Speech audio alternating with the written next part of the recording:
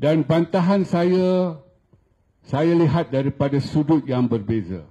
Saya bersetuju kalau UEC diiktiraf, ia akan menjejaskan perpaduan. Saya boleh terima hujah itu. UEC kalau diterima akan menjadikan sistem pendidikan kita huru-hara, ada dua sistem. Saya boleh terima. Kalau UEC diterima, ini akan mengetepikan bahasa Melayu. Saya boleh terima. Tapi hujah saya, UEC tak boleh diterima. Kalau UEC diterima, kerajaan yang mengiktiraf UEC itu berlaku zalim kepada rakyat. Maksud saya begini. Mereka yang ambil UEC ni, setiap tahun anggarannya 10,000 saja. 10,000 calon Cina dan adalah Melayu, India sikit-sikit yang ambil UEC. Maksudnya mereka ini mula-mula mereka bersekolah di sekolah jenis kebangsaan Cina. 6 tahun. Darjah 1 sampai darjah 6. Itu yang dibenarkan oleh kerajaan. Apabila mereka habis darjah 6 di sekolah rendah jenis kebangsaan, mereka sepatutnya pergi ke sekolah menengah kerajaan. Sama ada yang menawarkan bahasa Mandarin ataupun yang menawarkan sastra Cina ataupun ke sekolah kebangsaan biasa seperti sekolah tinggi Kajang yang itu.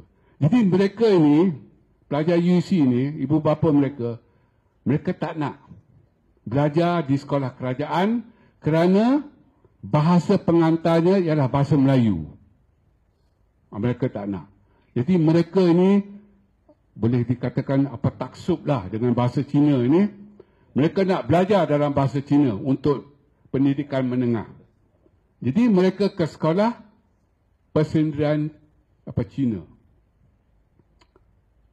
Maksudnya mereka tak yakin, kalau perkataan itu, mereka tak yakin kepada sistem pendidikan menengah kerajaan ini yang dikendalikan dalam bahasa Melayu. Mereka tak yakin. Mereka tak nak.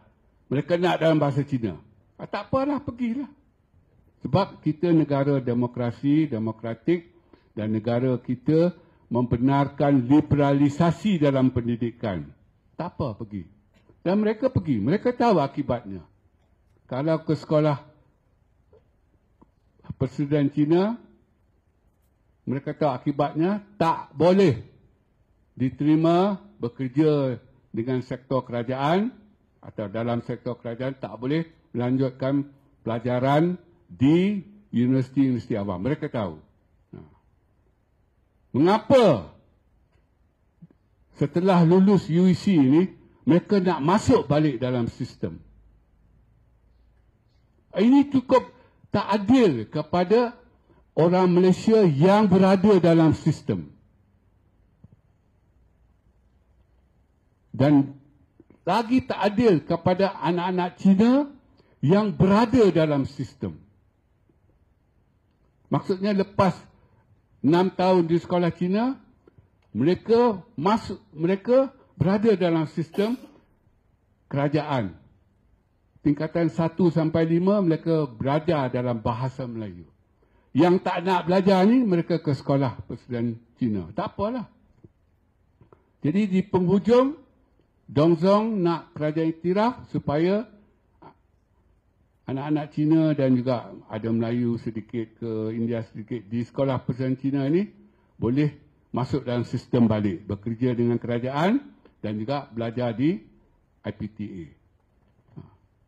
Cukup tak adil. Ia menzalimi pelajar-pelajar yang berada dalam sistem sepanjang persekolahan mereka. Dan saya pernah berhujah macam ni kepada rombongan Dongzong di Majlis Profesor Negara. 3 orang ini.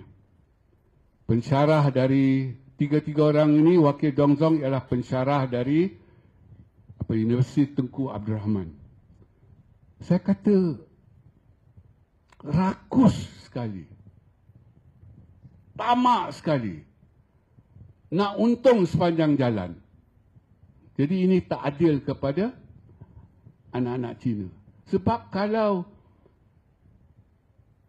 lulusan UEC ni dapat masuk ke IPTA, sebenarnya mereka mengambil tempat anak-anak Cina yang setia pada sistem itu. Sebab di universiti masih diamalkan sistem kota. Kalau tidak diamalkan sistem kota, maka kita akan dapati satu-satu fakulti itu akan dipenuhi oleh pelajar daripada satu kaum saja. Sebab ada sistem kota, maka ada Cina, India, Melayu, orang asli dan sebagainya. Saya bertanya kepada wakil Dongzong, rakus sekali engkau orang ni. Mereka tak dapat jawab sampai akhir. Kalau kita kata ini akan menjejaskan bahasa Melayu, mereka ada jawapan. Ini akan menjejaskan perpaduan, mereka ada jawapan. Ini akan menduakan sistem pendidikan, mereka ada jawapan. Ini rakus sekali. Ini mengkhianati anak-anak Malaysia secara amnya yang berada dalam sistem. Setia dalam sistem. Engkau orang tak setia dalam sistem. Kan? Dan saya nak akhiri bahagian saya ni. Pada awal tahun ini, pengurusi Dongzong telah membuat kenyataan akhbar dalam The Sun bahawa mereka tak nak buang masa lagi lah tentang pengiktirafan ini. Mereka tahu takkan diiktiraf. Mereka nak gunakan masa ini, mereka nak menjelajah ke seluruh dunia untuk mendapat pengiktirafan UC ini di tempat-tempat lain.